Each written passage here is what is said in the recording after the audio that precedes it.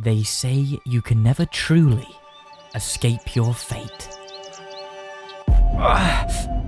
Where am I? What is this place? It's a Vindicator. Okay, I've got to sneak past this guy. He can take me out in just a couple of hits. Okay, he's not looking. I've got to move. Okay, around the corner. Okay, there's the exit. Okay, I just got to run. I just got to get out of here. I made it. I'm free. Wait, what's that sound? Wait, no, please! No!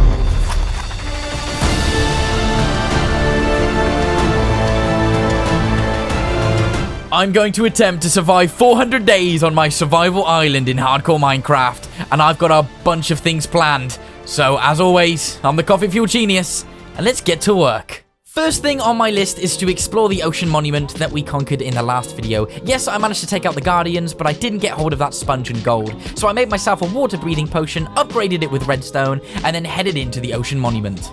I jumped in my little boat and then sailed not too far away from the island, took a look at the gaps I made, slurped up my potion, and then I headed in. Upon entry, I was greeted by a bunch of enemies. Now, these guys are pretty easy to take on, but in groups, they can take you out, so I still have to play it kind of safe. I then used my Silk Touch pickaxe, chewed my way in through the sides, grabbed a bunch of sea lanterns because I just love them, and then I finally found the gold blocks, which made me super happy, and I got to work mining them up. Following that, with a little bit more exploring, I found the room full of sponge, and you just never know when you're going to need sponge. It's such a handy thing to have. So I dedicated some time to take all of the sponge in the ocean monument. I then chewed my way back up through the top and made my way back to my boat. Pretty successful. Goodbye, ocean monument. I then headed back to my survival island, stored all of my stuff in chests, and then I just went to have a look around, say hello to Sparky, check out the build, and then I headed up to my beacon to plan tomorrow's antics, which would be to get a full set of netherite tools. I'm surprised I haven't even got them yet, so I got a good night's rest ready for tomorrow. The sun blazed high in the sky and Operation Netherite Tools began. I headed over to my mob farm to see how much gunpowder I had collected, and well, to be honest, it wasn't enough to make enough TNT. I also didn't have enough sand either, so I headed over to a local island to get ready to mine up some sand. Yay! It was as laborious as it sounds. Yes, I just dedicated an entire day to getting sand, but it was worth it. But then nighttime struck and things got dangerous. I was ambushed by a bunch of enemies. Zombies, creepers, I didn't know where to turn. And then I got a bit too overconfident and almost lost my life, down to just 2 hearts in Hardcore Minecraft. Can you imagine if we'd lost everything just 2 minutes in? Whew, that was close. I then flew back to my island and headed home. I then turned all my resources into TNT, and while although I had like 45, nearly 50, it just wasn't enough. I wanted to head into the nether, and in one foul sweep, collect that ancient debris and make a full set of netherite tools. So I had a little bit of work to go, but it would be worth it. I swear, just stick with me here. Whilst I waited for more gunpowder to make TNT, I started on a side project, and it involved my villagers. Yes, I grabbed as many potatoes as possible because I wanted to start breeding them together. I wanted a community on my survival island. I'm finally gonna have more than 2 friends. I then made some more TNT and then creeped on the villagers to see if they'd make a baby. But I realized they couldn't make a baby because they didn't have enough beds. So I was a nice guy and donated my own bed, gave them a bunch of potatoes, and then finally, they made a little baby villager. Look how happy he is sleeping. I then made some more TNT because I need that for the nether to get that netherite. Look at me being a multitasker and stuff. Before I head to the nether, I just wanted to work on my villager community just a little bit more. So I took me and my buddy here over to mainland. To create a community of villagers, I need a bunch more beds. So for that, I went on the hunt for sheep. And oh my god, look how cute this little puppy dog is. And I eventually came across a bunch of sheep and got to work with my shears. After some serious wool collection, I then headed back to my survival island quite gracefully, actually. Look at that landing. And then stored all of the beds that I had made. I wanted to save them because I was going to build a big extension for the villagers. But not without my full set of netherite tools. Don't you worry, I haven't forgotten about that. So without further ado, I headed to my mob farm, made a bunch more TNT. Then I crafted some fire resistance potions, and then we headed in to the nether. Oh, the nether is still scary. I've got full netherite armor and an elytra, and this thing still is a massive pain in my butt crack. I took on the enemies that faced me as I flew around the nether, and then I got to collecting XP and nether quartz. Because, as we all know, collection of XP is my favorite thing. I then collected a bunch of glowstone because it's my favorite block. Don't ask. I then headed deeper into the nether, and then I wanted to make some space to, you guessed it, place some TNT. I placed rows and rows of this bad boy, lit it up, and watched the explosions happen. The first wave of TNT revealed a bunch of ancient debris. Let's go! I didn't think we'd be this lucky, but I'm gonna go with it anyway. I then continued blowing up the depths of the nether to find that ancient debris. We were on fire, baby. It was time to carry on collecting that ancient debris.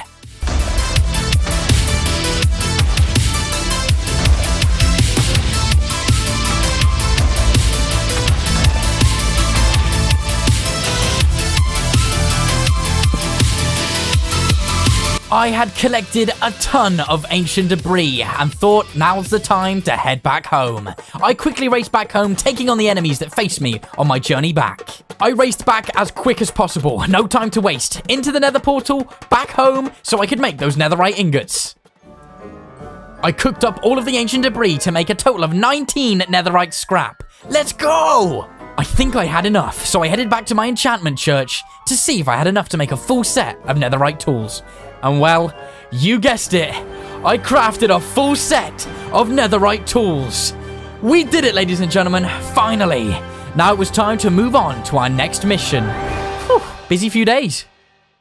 After grabbing some sleepy time, it was time to continue with my villager community building, and for that, well, I'd need to build an extension. I also wanted to make a cartography table to take on that woodland mansion. But before we start doing that, it was time to grab resources. I grabbed stone, cobblestone, iron, and a bunch of wood, and then, you guessed it, made a start on building a villager community.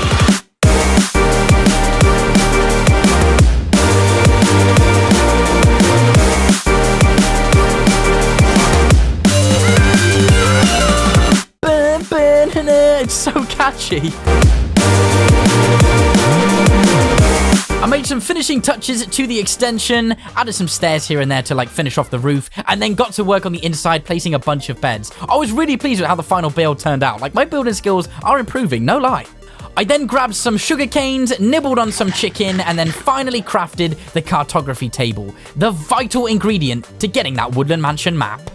Once crafted and then placed, I then assigned the lucky little villager the role of being the cartographer. But we had a long way to go, yeah. I'd have to do a bunch of trades with this guy. So it was time to get to work, you know, get him potatoes, dealing with the villager. Oh, look, a baby. Dealing with the villagers, you know, it's just a classic process. I grabbed a bunch of sugar canes and I just did a bunch of trades, non-stop. It was like back and forth for a good few days. I wanted to upgrade the guy so I could finally get the Woodland Mansion map. I quickly noticed that the villager gives you emeralds for glass panes, and I had a bunch of those left over from earlier, so I headed back to him, made a bunch of trades, upgraded him so he was finally a journeyman, and you guessed it, I collected the Woodland Explorer map. Oh, I was so excited! The excitement didn't last long. The cartographer had informed me that the Woodland Mansion was filled with enemies that could take my life and end this survival island legacy. I told Barry the Golem to look over the villagers while I was gone. I may never return. It's time to head into the... Okay, so a baby villager escaped. Can you believe this? It was just about to get really dramatic, man. Oh, so I made a bow and managed to get the baby villager back into the community. Look at him. He's not even bothered that he ruined that whole hype. Anyway, back to business. It was time to head out and find the Woodland Mansion. During my expedition, I came across some beautiful sights. I had never really ventured this far from my survival island, and man, I don't regret it for a second. I saw so many things. It was amazing. I found this little black cat that I want to tame on my way home. Man, I was in my element. I searched for the Woodland Mansion for days and days. I even found some beautiful underwater areas that I mined up. This couldn't get any better. I traveled across biome after biome in hunt for that Woodland Mansion. After days and days, I finally located the Woodland Mansion. Oh, I was nervous. I set up camp for the night. Things were about to get serious. I waited for the sun to rise. It was time to head in. It could all end here, but nonetheless, I headed in. I found the entrance of the Woodland Mansion and tentatively entered through the doors. The maze-like corridors were intimidating, and my first enemy struck, striking him down. The Vindicator stood no chance. Slash after slash, I took his life. It was time to head deeper into the Woodland Mansion. I stumbled across an abundance of rooms, taking on enemies with every corner, but then I was ambushed by a large group of zombies.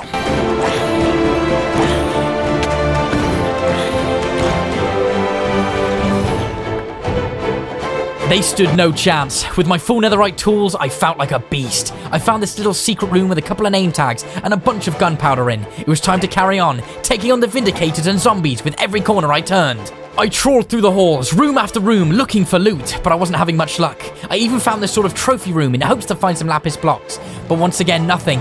I guess I'd have to head upstairs to find more loot. I stumbled across their planning room and destroyed all of their plans. There was no way they were going to find me on this survival island.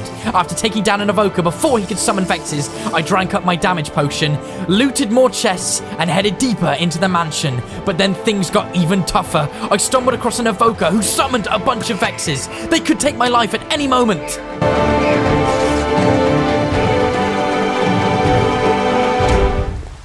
The Vexes had cornered me. It was time to eat some food, regenerate, and head back upstairs to take on the enemies.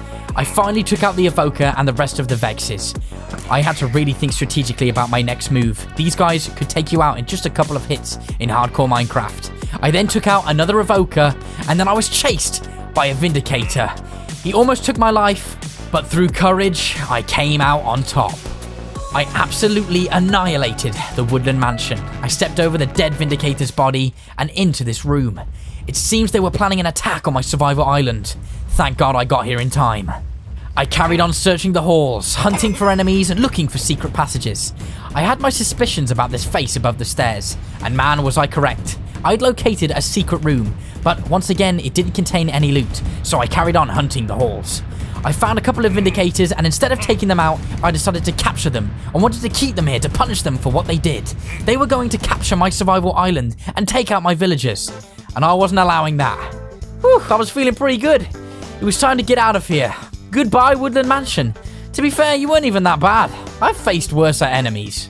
I'd collected a total of 1, 2, 3, 4, 5 totems of Undying. Pair that with the ones I've got at home. I've got a ton, man. I was feeling really good. It was time to head back home and tame that cat. Ah, look at me go. But then I kind of made a mistake. I did that thing where I get a little bit too confident, and then this, wizard managed to get me with poison, and for some reason I was just panicking. I don't know why. And then I tried to get milk from the cow, and then a couple of creepers came out of nowhere, and I almost died, and I was like, I'm gonna get out of here. I don't want to lose everything. So I managed to fly out and make my way back home. You know what? Screw the cat. Leave him back there. I finally made it back home and got a good night's rest. Serious few days.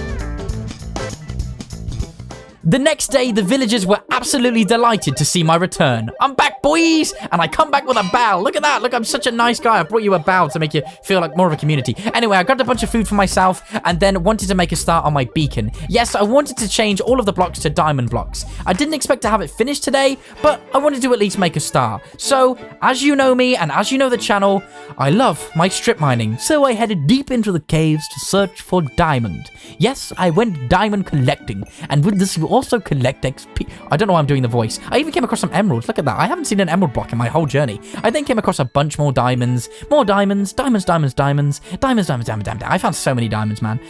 Loads. I'm talking loads.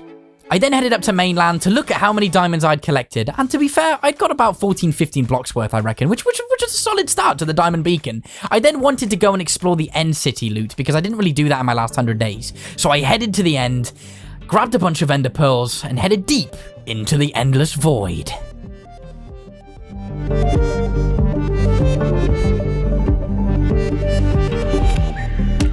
After flying around, I located the end city. Look how colossal this end city structure is. It's beautiful. I flew around the end city and chewed my way through the top to see if I could get some. And I was pretty disappointed with the first room. Just some gold and iron. It was lame. I then took on a bunch of shulkers, which were pretty tough.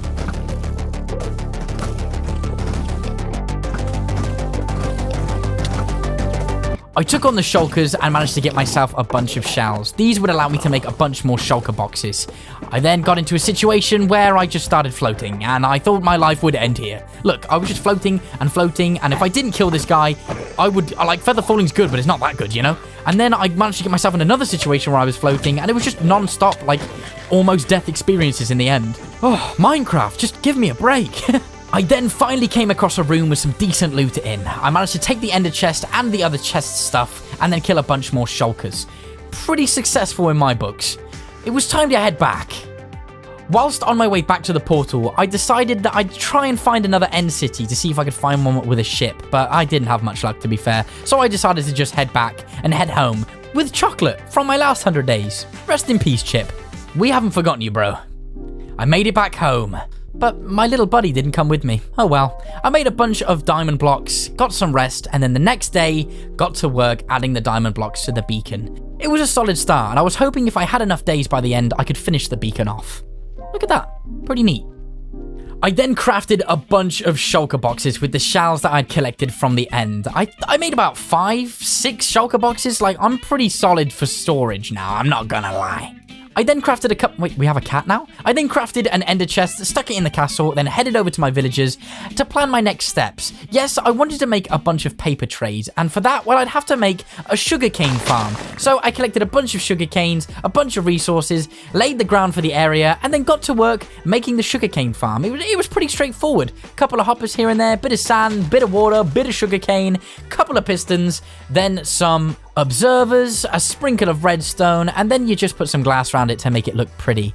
I had an abundance of like random blocks, so I used them to build the casing, then I slapped a sign on the front, but I realized I could make more money through other trades, so I just thought I'm gonna have to upgrade this sugarcane farm if I'm actually gonna make some decent paper and decent emeralds. So I headed back over to the sugar farm, planned it all out in my head, and then got to work upgrading.